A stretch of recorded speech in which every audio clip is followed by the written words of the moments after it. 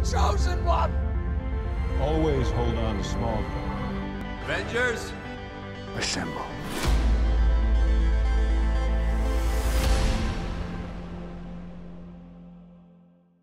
Let's talk about the Bad Batch. The Bad Batch, man.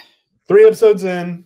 3 episodes in. I just wanted to take a minute and it's Star Wars. We can't not talk about it. But of course. Do you want to give a brief overview of some of your thoughts before we get in the weeds of it? Yeah, man. Okay, so I know a lot of people. I feel like because we can binge watch things now, it's spoiled us. Therefore, people are not as patient to go week by week and let the story build organically. Just, enjoy the ride. So for me, of course, it hasn't been as momentous as, let's say, season. Thank you. So, season 7 of the Clone Wars, or Rebels season 2, the finale with Ahsoka and Vader, which is magnificent. We'll have to talk about the Rebels and Clone Wars a different time. So with that being said, man, I've enjoyed it. Has it been super action-packed? It's been action-packed, but it's not on the level of Clone Wars or Rebels, and that's okay. We're only 3 episodes in to season 1.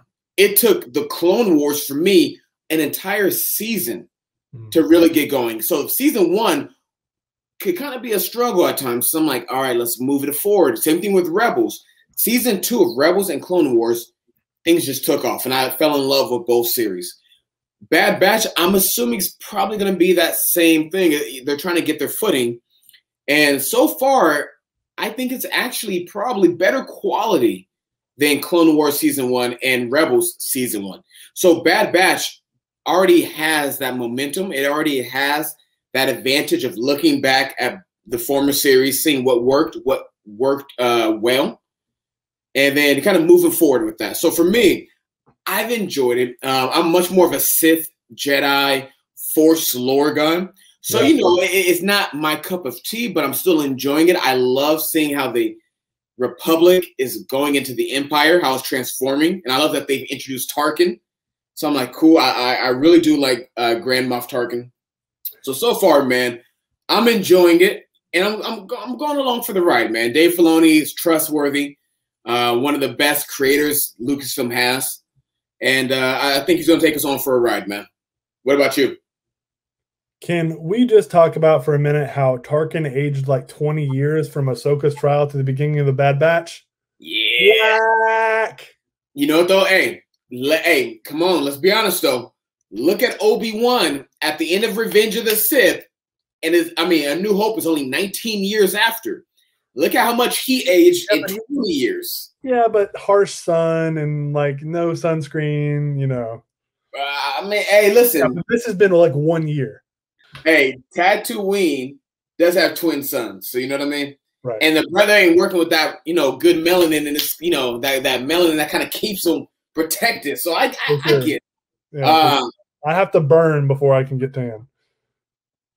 I'm good. I don't have to worry about that, Hey, God's got me covered, player. But yeah, man. So far, what are your thoughts about Bad Batch so far? Yeah.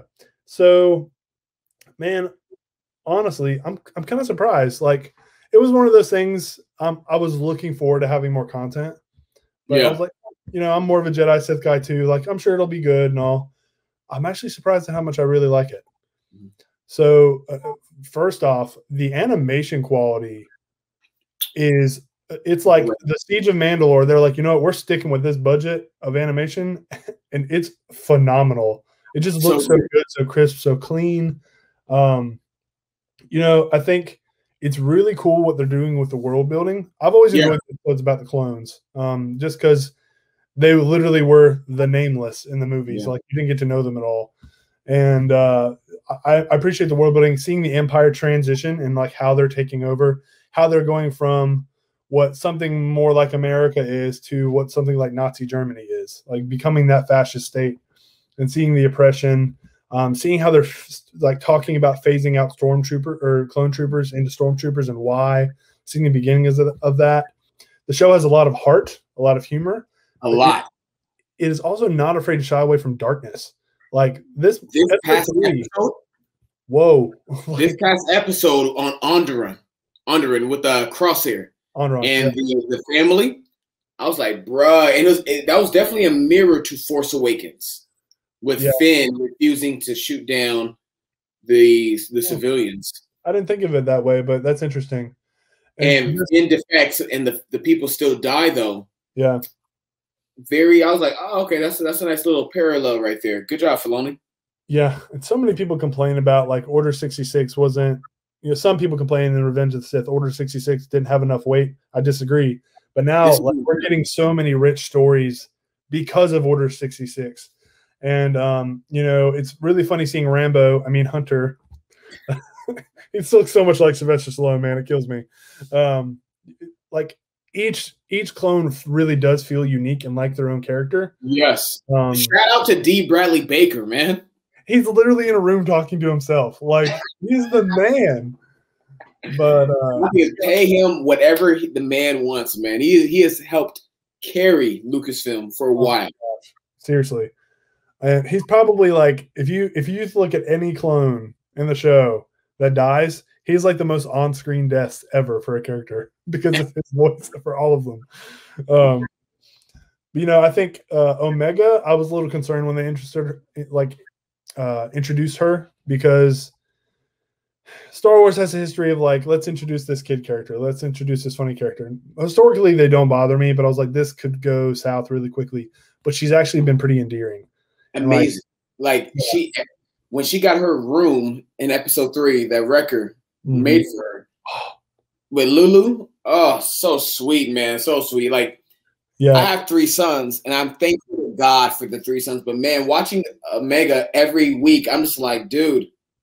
Yeah, I want to having a son now myself. Like anything with kids, just speaks to me like in a heavier way now.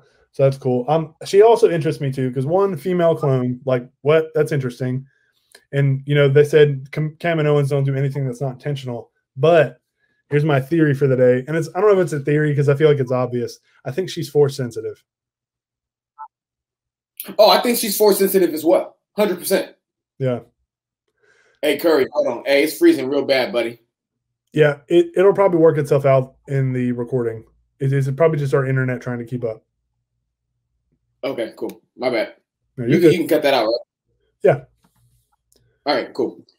No, but hey, so 1, 2, 3, I'll start it. No, but you're right, man. Like that shot, the shot that she made in episode 1, and she disarms Crosshair. I was like, hey, that's not a lucky shot, though. I wonder if she is Force sensitive. Not just that, but she also is like, when she goes up to Crosshair and she's like, don't do what you're thinking about doing. Like she just knew stuff before it was going to happen in that first episode a bunch of times. Hey. She could pick up on feelings, and I'm like, okay, she's a female clone who was created intentionally. What's different about her? And it just seems like they're pushing that she's going to be Force sensitive, and she's really capable and everything. So I don't know. I think that'd be really interesting to not only have a Force sensitive clone, but also a female clone. I'm not really sure how that works because clones are duplicates, and if it's a girl, how is it still a duplicate? Unless they just, I don't know, science and Star Wars, but we'll see how that goes. I'm excited to see where it goes. Now, let me bring up my biggest issue with the Bad Batch. Yeah, I think we have the same retcon. One. Yes, the retcon / contradiction of the canon comics. Listen, Lucasfilm, if you ever see this, I like to think of myself as a positive fan. I try not to, get super negative about anything in fantasy / fiction. Here's one thing I will say.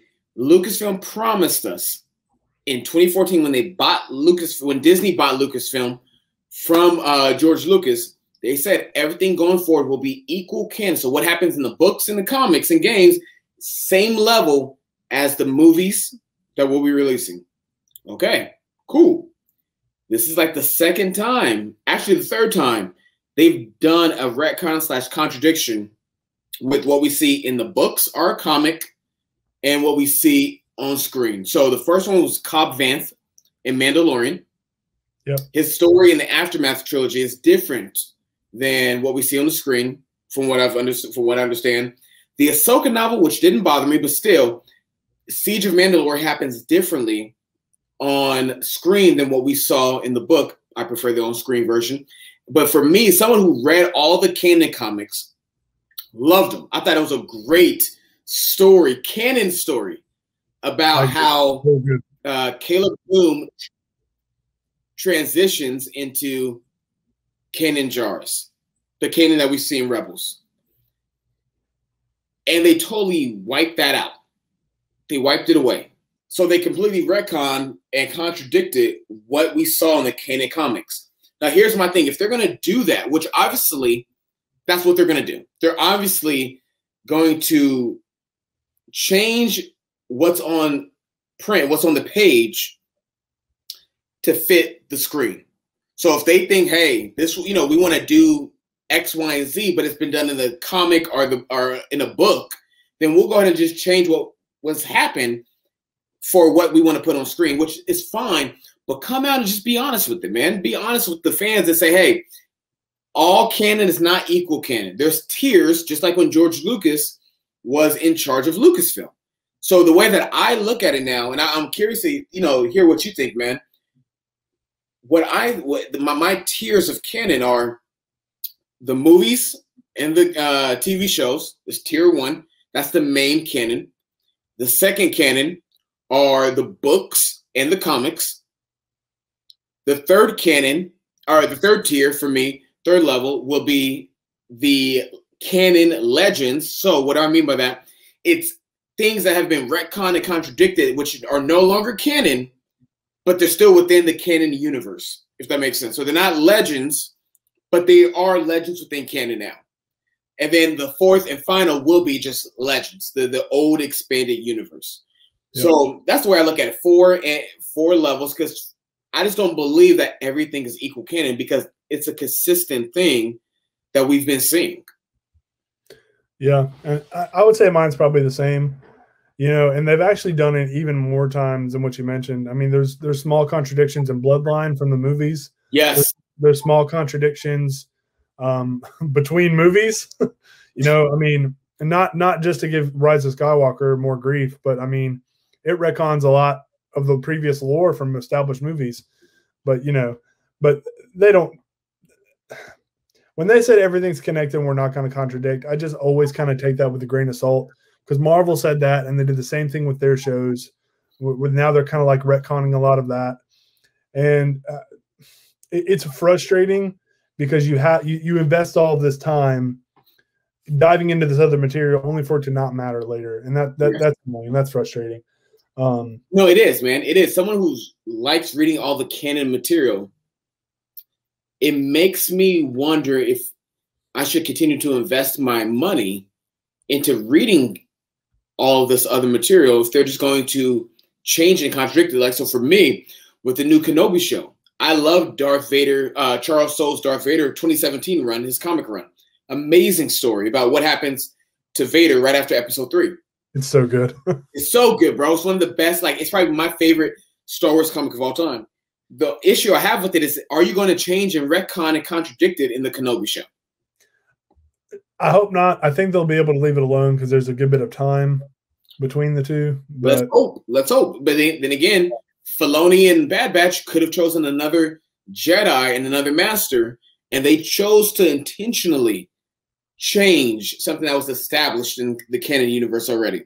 Yep. So I, at this point, don't really have the utmost confidence in Lucasfilm to leave their canon alone. And like you said, Bloodline, man, my second favorite Star Wars book of all time.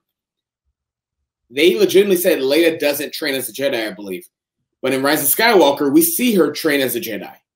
Yep. So I'm just like, guys, just come out and just keep it real. Keep it real with us. Say, hey, all canon is not all equal. And that actually helps me out. So I'm still going to read the stuff. I'm still going to enjoy it. But I now take it with a grain of salt. And I realize it's canon insofar that they don't contradict it now or later. Yeah. I mean, even the movie novelizations, you can't really hold as canon half the time. I mean, the Rise of Skywalker, things happen so different in the book for a lot of it. And The Force Awakens, Rey meets Poe. Oh, yeah.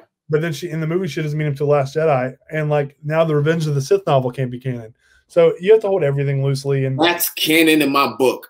Yeah, and then there's stuff that's like not clear, right? They never came out and said the original Clone Wars 2D cartoon isn't canon, but there's not really anything in it that contradicts like overtly, right? So it's my headcanon. So I used to be very much a stickler about what was canon, what was not, and as I've gotten older, I've realized how exhausting that is. So now it's just like, you know what? I'll have my headcanon and know the separation, but it's honestly up to what you prefer and what you think too, because in a lot of ways, the old expanded universe and Legends is messier, but in a lot of ways, at least every story mattered and every story played into something later. And I have to admit, which post Return of the Jedi timeline do I prefer? Yeah. Legends are canon so far. And as someone who hasn't read a lot of the Legends post Return of the Jedi material, I have to say I prefer still Legends, because Luke Skywalker rebuilds the Jedi Temple. It never fully goes away. It's a biological blood Skywalker that continues it on. Instead of a blood Palpatine, which is a Skywalker. Again, I love Rise of Skywalker. I love the sequels, but I have to admit, Legends felt more. It felt like a true continuation of George's story. It was like a natural evolution, right? And I'm only familiar with like a lot of the like overview of what happens like with the Thrawn trilogy and everything. And I largely prefer the lore because I feel like I know more of it, with the exception of The Mandalorian. I think The Mandalorian's doing a great job filling in those gaps. But hey, Curry, real quick, imagine if The Mandalorian didn't have to bridge the gap. Yeah, well, if Mandalorian exists, it'd be easy. It would be better because they wouldn't have to get Grogu's blood. They wouldn't have to explain Snoke. So in my head, this isn't really something I hold to, but in my head, to make Legends canon, I just say, okay, when Ezra saved Ahsoka and pulled her out of the timeline, that created the new canon timeline, and then the old one, she just died, and then we had Legends. So that's just how I do it in my head. Hey, I like that. We should. You know what, guys? You heard it here right now. Curry and I will be doing our own. We will do a video about our own headcanon. What do we hold as headcanon? And that's going to force us to really pick and choose and know. So we will be going into what is our headcanon. And one of the Lucasfilm story group members said on Twitter, and I remember reading this. He goes, listen, at the end of the day, all of it's fake. So choose what you want to be canon and what you don't want to be canon. Now, for him to say that as a story group member, it's kind of like, oh, maybe if you guys just kept your canon together, then it'd be better. And granted, Curry, I agree with you. What we have now is more. It flows better. Of course, it's not as messy. I agree with you. We have less contradictions, but again, it feels. I don't know though. I don't know if I'm comfortable saying there's less contradictions. Really, it's just not as all over the place story wise. But at least it feels like a natural evolution. The Jedi Order continues, right? You have. That's why I prefer Legends still slightly. Yeah, you still have the Jedi Order that continues, my friend. You still have Leia really helping to rebuild a successful New Republic, not one that will be trashed and destroyed 34 years later or 30 years later, but you have one that will continue on into the future. Now, of course, as you get further along, things happen.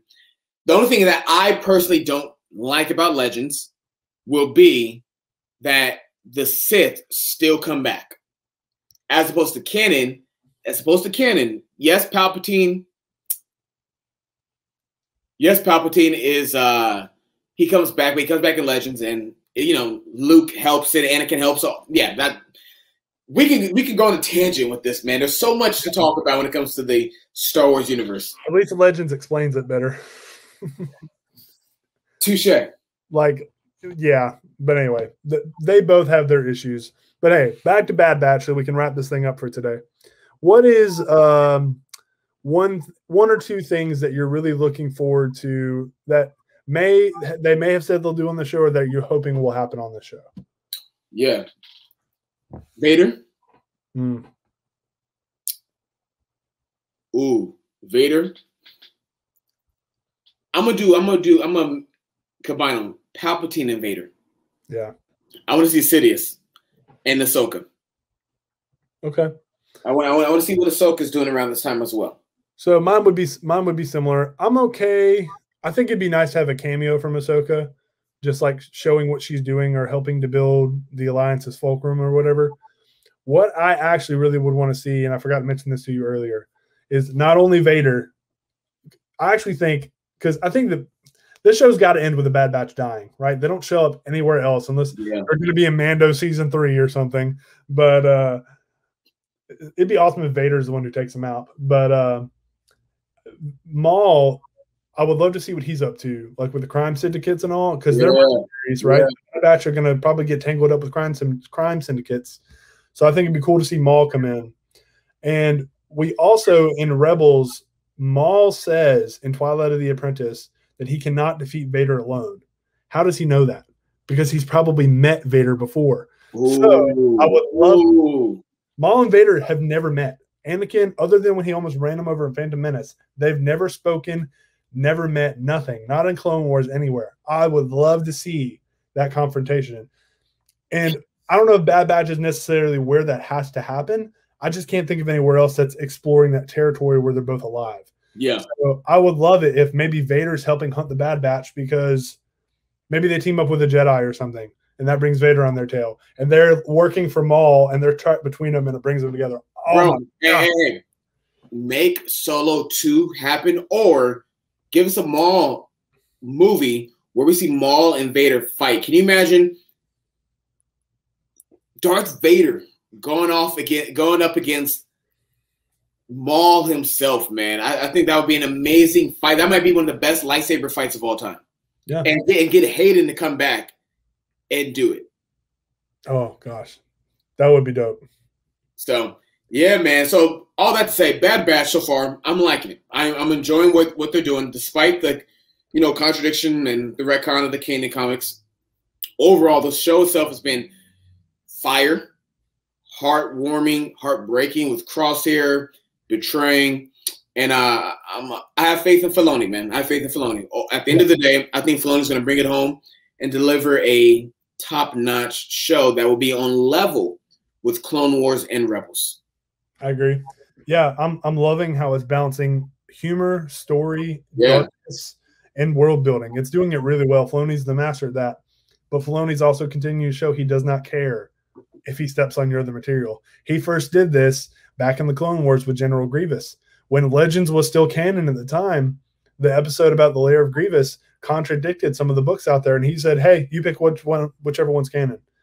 The only reason I know that is because I was doing some research when I did my consolidation edit of Clone Wars for fun. Yeah. So that's my only gripe with Filoni is but at the same time, I appreciate that he's just like, what will give us the best story? And if we need to retcon, let's retcon.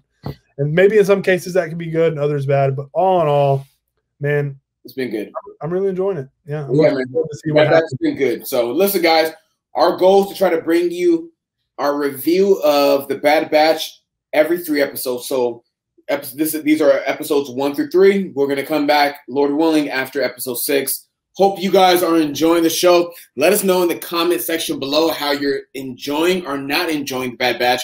And let us know 1 or 2 things you're hoping to see in this show. While you're at it, please subscribe. We'd appreciate it. And make sure to also give grief to Lamont in the comments because it's just fun to pick on him. See y'all later. Love y'all. You were the chosen one. Always hold on to small. Avengers, assemble.